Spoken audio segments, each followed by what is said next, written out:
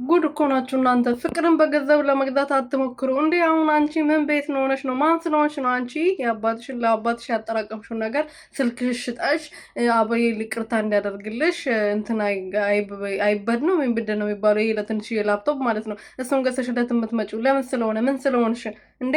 በቃ ነው እንዴ? አሁን ለምሳሌ እውነት ይሄ አቤል የሚባለው ልፍስፍስ የሆነ ወንድ ቢቀበልሽ እና እሺ ብሎ ቢቀበልሽ በገንዘብ ገዝተሽ እኮ ነው ወንድ ልጅ ከራስሽ ጋር ለማድረግ ሙከራ እያደረግሽ ያለሽው። ስለዚህ ይሄ ሶሊያና የምትባዩ ልጅ ትክክል አይደለሽም። ገና አንቺ የምታድግ ልጅ ነሽ።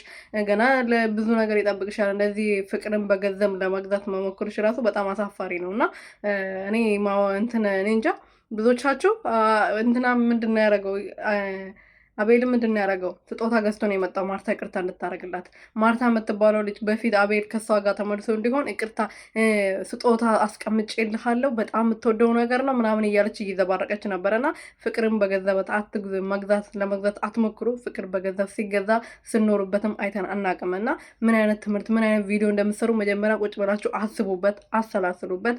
የሆነ በወረቀት ጠቅልላችሁ ቤታችሁ ውስጥ የምትጠቀሙበትን ነገር ጠቅልላችሁ ይዛችሁ እየመጣችሁ እዚህ አታጃጅሉን ጅሎች ማለት ነው።